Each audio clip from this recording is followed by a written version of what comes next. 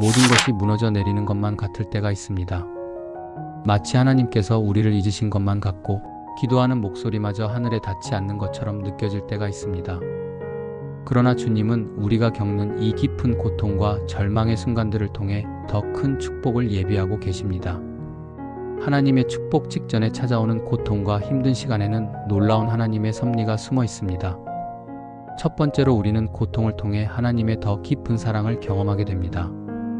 내가 고난을 당한 것이 내게 유익이라 이로 말미암아 내가 주의 율례들을 배우게 되었나이다라고 시편 119편 71절에서 말씀하십니다.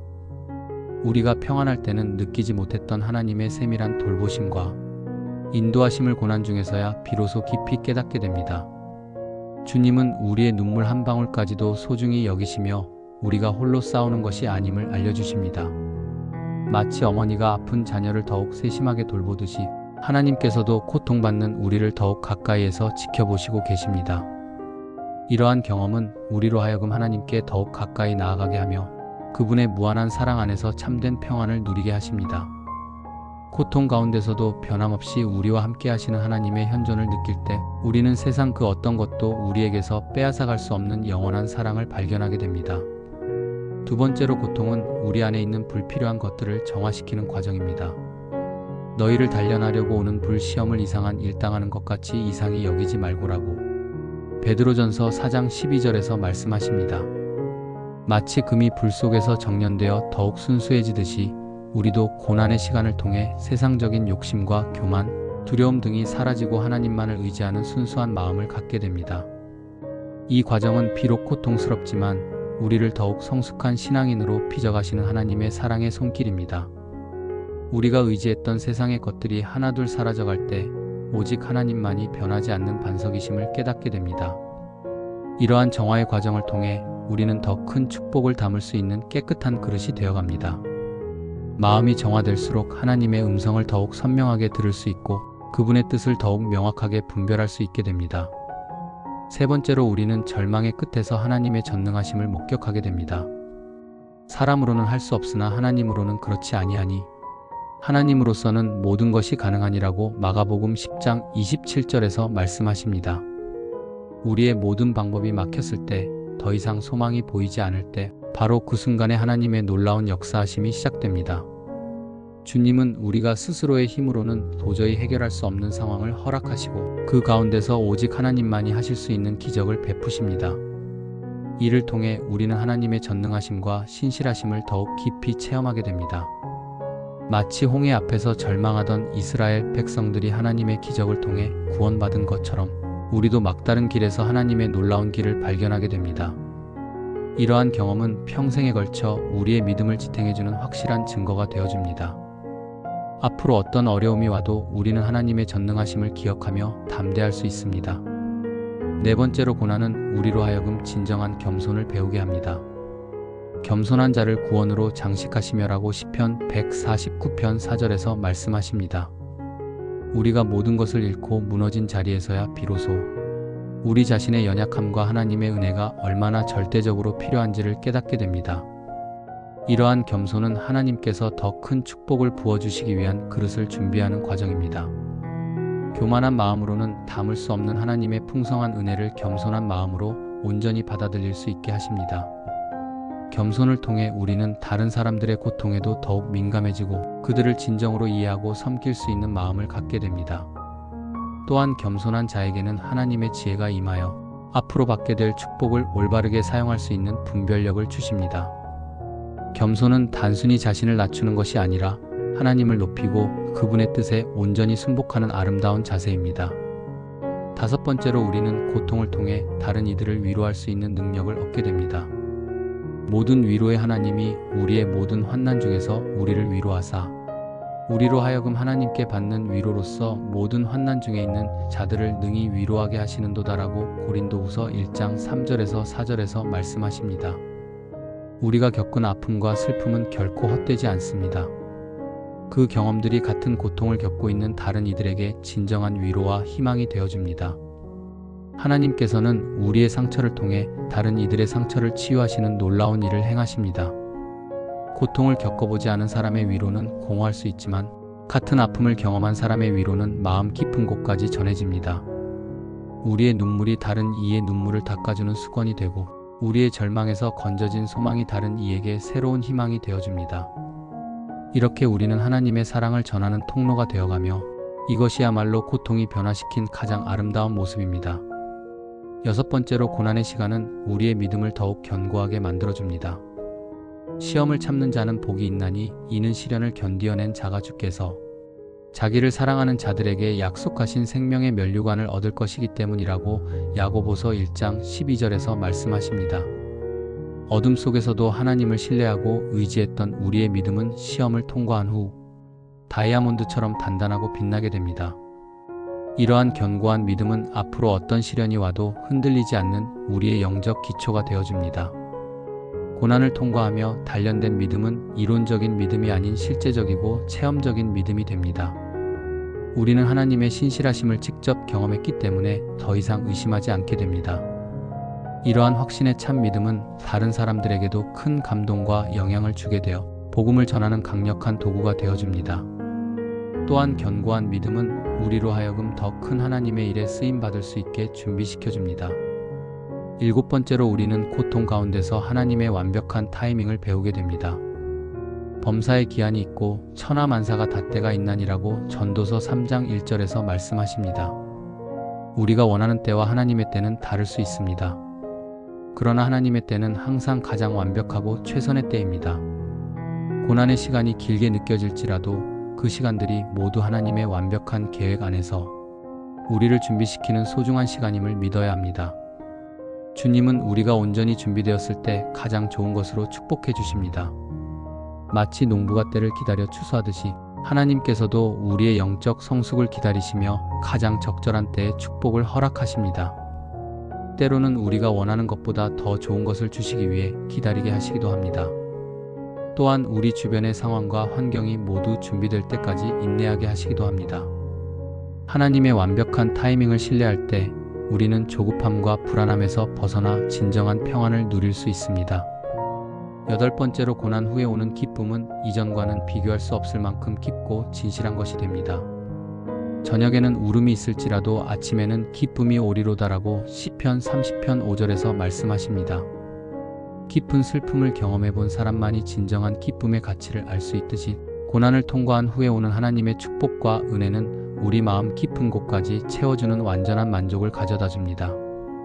이러한 기쁨은 세상이 줄 수도 없고 빼앗아 갈 수도 없는 하나님만이 주실 수 있는 참된 기쁨입니다.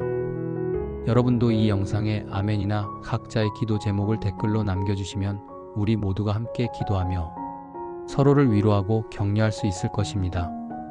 하나님의 축복 직전에 찾아오는 고통의 의미를 조금 더 깊이 살펴보겠습니다. 첫 번째로, 우리는 고난을 통해 하나님께 온전히 의존하는 법을 배웁니다. 여호와를 의뢰하는 자는 시온 산이 요동하지 아니함 같이 영원히 흔들리지 아니하리로다라고 시편 125편 1절에서 말씀하십니다. 우리가 모든 것을 다 가지고 있을 때는 하나님보다 다른 것들에 의존하기 쉽습니다. 그러나 모든 것을 잃고 오직 하나님만 남았을 때 우리는 비로소 그분이 얼마나 확실하고 신실한 분이신지를 깨닫게 됩니다. 이러한 온전한 의존은 하나님께서 우리 삶의 모든 영역에 개입하시고 인도하실 수 있는 길을 열어드립니다. 두 번째로, 고통은 우리의 영적 감각을 예민하게 만들어줍니다. 고난 당하기 전에는 내가 그릇 행하였더니 이제는 주의 말씀을 지키나이다라고 시편 119편 67절에서 말씀하십니다. 평안할 때는 놓치기 쉬웠던 하나님의 세밀한 음성과 인도하심을 고난 중에서는 더욱 민감하게 감지할 수 있게 됩니다. 마치 조용한 밤의 작은 소리까지도 잘 들리는 것처럼 고난이라는 고요함 속에서 우리는 하나님의 속삭임을 더욱 선명하게 듣게 됩니다. 세 번째로, 우리는 고난을 통해 진정한 가치와 우선순위를 발견하게 됩니다. 너희는 먼저 그의 나라와 그의 의를 구하라. 그리하면 이 모든 것을 너희에게 더하시리라고 마태복음 6장 33절에서 말씀하십니다. 세상의 모든 것이 흔들릴 때 정말로 중요한 것이 무엇인지가 분명해집니다. 하나님과의 관계, 영원한 가치, 진정한 사랑, 이러한 것들이 얼마나 소중한지를 깨닫게 되고 이후의 삶에서는 이러한 진정한 가치를 중심으로 살아갈 수 있게 됩니다. 네 번째로 고난은 우리 안에 있는 잠재된 믿음의 힘을 일깨워줍니다. 내게 능력 주시는 자 안에서 내가 모든 것을 할 수 있느니라고 빌립보서 4장 13절에서 말씀하십니다. 우리가 스스로 약하다고 생각했던 부분에서도 하나님의 은혜로 놀라운 인내와 용기를 발휘할 수 있음을 발견하게 됩니다. 고난이 우리 안에 숨어있던 하나님의 형상과 능력을 드러내는 기회가 되어주는 것입니다. 다섯 번째로 우리는 고통을 통해 하나님의 신실하심을 더욱 깊이 체험하게 됩니다. 하나님은 미쁘사 너희를 능히 감당하지 못할 시험 당하게 하지 아니하시고 시험 당할 즈음에 또한 피할 길을 내사 너희로 능히 감당하게 하시느니라고 고린도전서 10장 13절에서 말씀하십니다. 가장 어둡고 절망적인 순간에도 하나님께서는 우리를 홀로 두지 않으시고 함께 하십니다. 우리가 감당할 수 없을 만큼의 고통은 허락하지 않으시며 항상 우리가 견딜 수 있는 범위 안에서 우리를 연단하십니다. 여섯 번째로 고난의 시간은 우리로 하여금 영원한 관점을 갖게 해줍니다.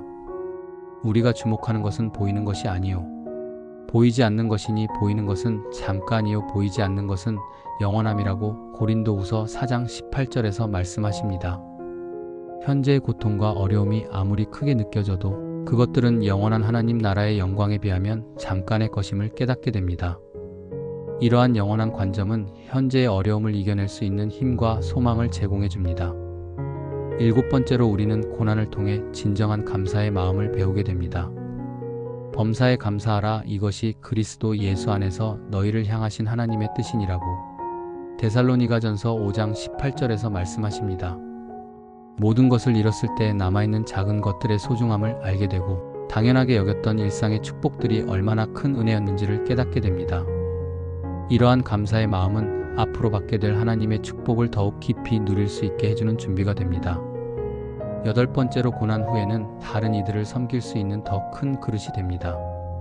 섬김을 받으러 온 것이 아니라 도리어 섬기러 왔노라고 마태복음 20장 28절에서 말씀하신 예수님처럼 우리도 고난을 통해 다른 이들의 아픔을 이해하고 섬길 수 있는 마음을 갖게 됩니다. 하나님께서 주시는 축복은 단순히 우리만을 위한 것이 아니라 다른 이들에게 흘려보낼 수 있는 통로가 되기 위함입니다. 하나님의 축복 직전에 오는 고통의 마지막 의미를 함께 나누어 보겠습니다. 첫 번째로 우리는 고난을 통해 하나님의 사랑의 깊이를 측량할 수 없음을 깨닫게 됩니다.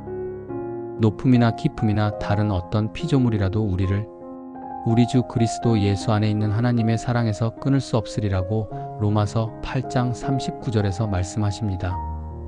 가장 어려운 순간에도 변하지 않는 하나님의 사랑을 경험할 때 우리는 그 사랑이 얼마나 깊고 넓고 높은지를 조금이나마 알게 됩니다.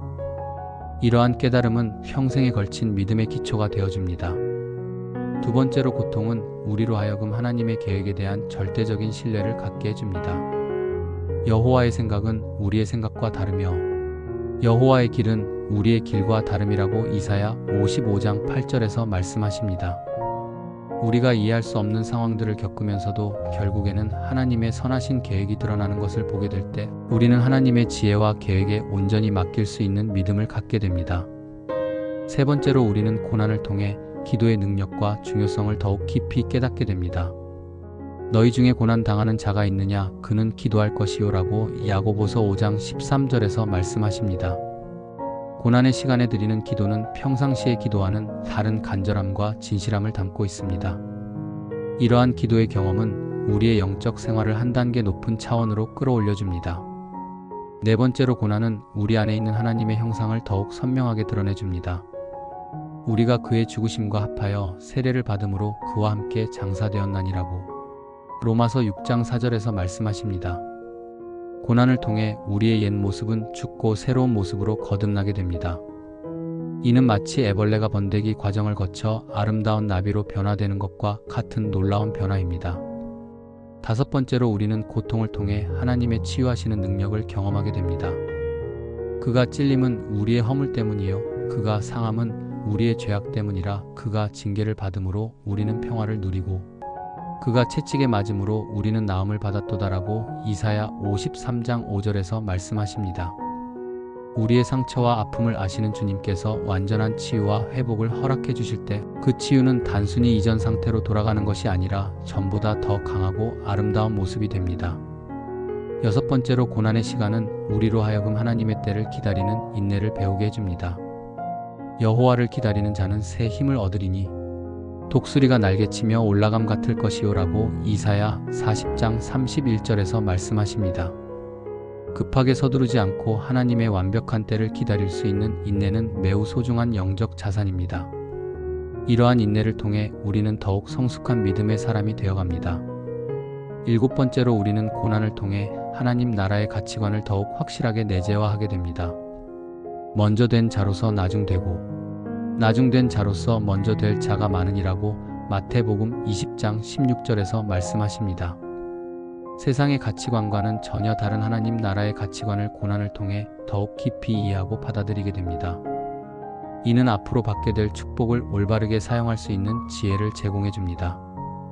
여덟 번째로 고난 후에 오는 기쁨과 평안은 이 세상이 줄 수 없는 완전한 것이 됩니다. 평안을 너희에게 끼치노니 곧 나의 평안을 너희에게 주노라.